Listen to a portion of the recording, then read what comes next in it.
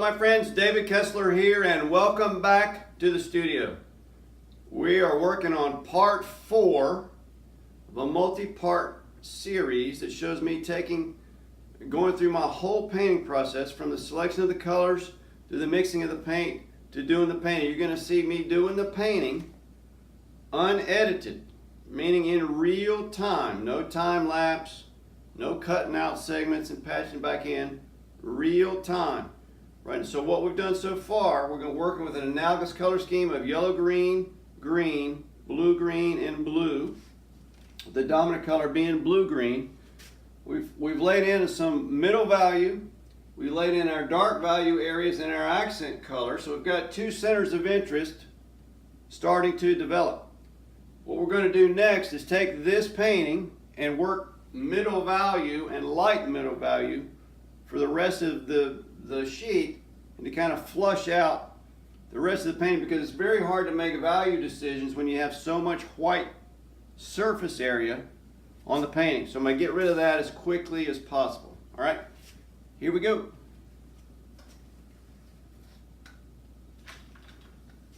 Okay, all right.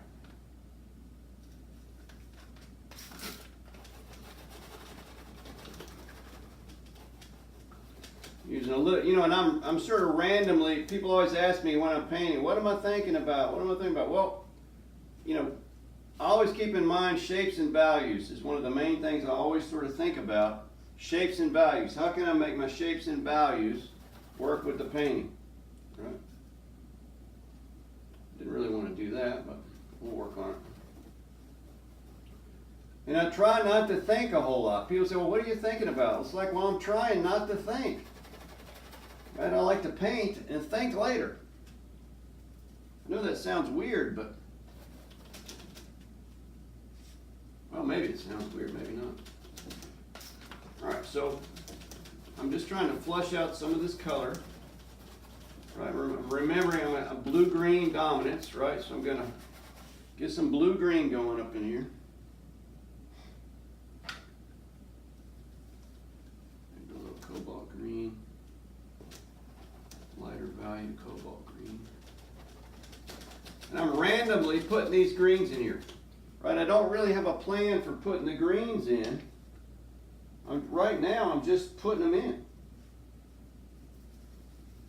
Because I have a variety of them already on my palette.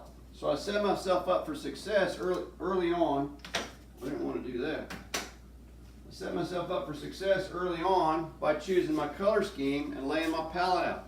I see a lot of artists, amateur artists, that don't lay out a palette like this. You'll very seldom ever see a professional artist that doesn't lay out their palette. The reason they do it is because it works. It's worked for centuries.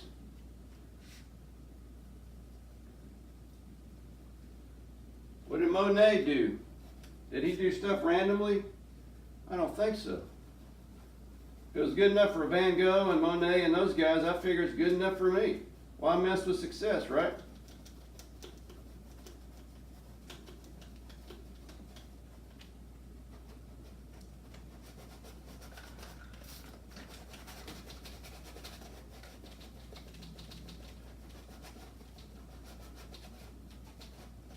And when you lay your colors out initially, you don't have to worry.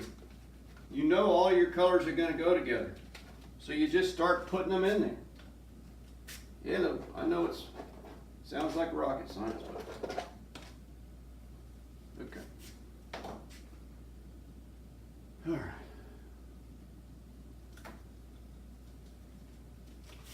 So let's come off of here.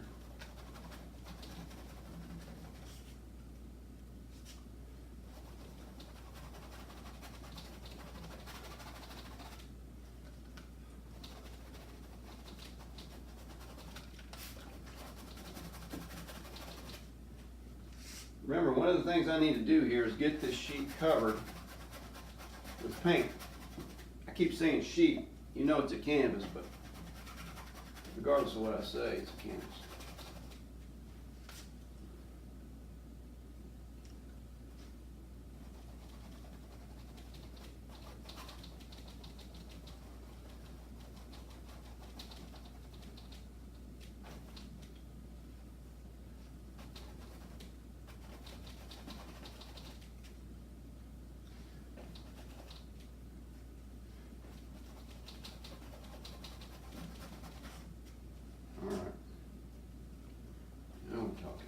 getting somewhere, baby. All right, and you see I kind of move around on the canvas. Number one, I don't want to get stuck in one place, right? So I try to move around the surface.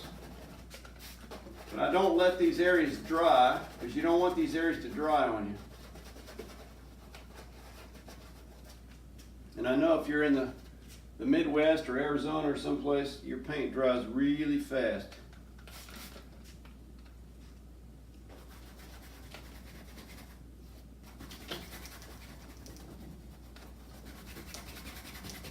All right, just about to get this thing covered with color, which is really what I need to do.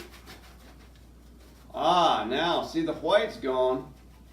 Now I can begin to make good value decisions, better value decisions. Now, that looks like a blob. Get rid of that blob. All right.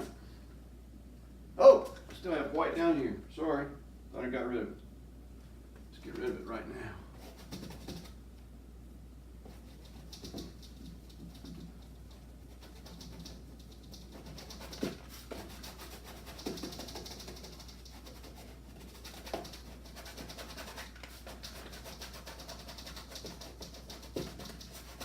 If you hear a little clicking, I got some tape over here on the edge. It's every time I push on the canvas, it's kind of making a squeak, so sorry about that.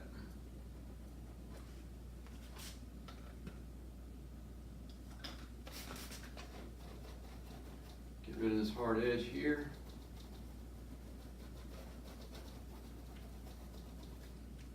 I got rid of one edge and I made another. It's all right.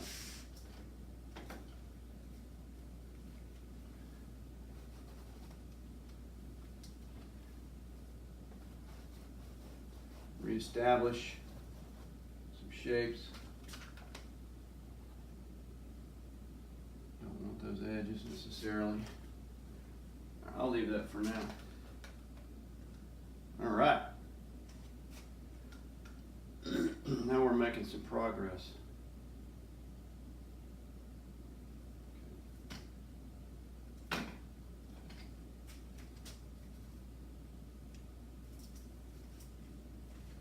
This looks a little warm to me. I'm going to cool this down a little bit with some cerulean blue and some white.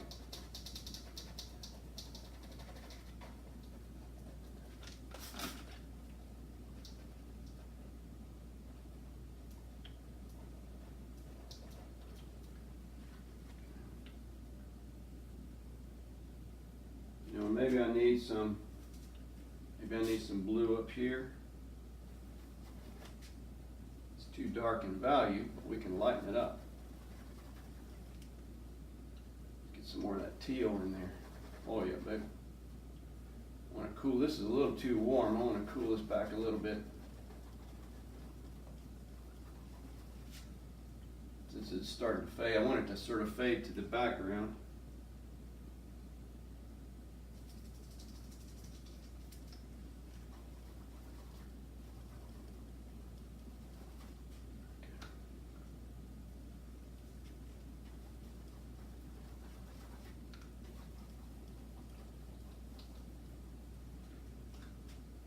All right.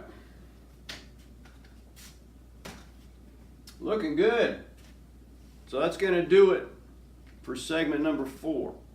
Now number 5, on the next video, we're really going to get into it because this thing is in need of further development. So I'm going to go in, try to get it mostly finished. Not sure that's going to happen, but we're going to try to get it mostly finished and then work on animating the surface a little bit, getting some thicker paint on here, right, so we can do some things with it. Because right now it's on there pretty thin, not a fan of thin paint.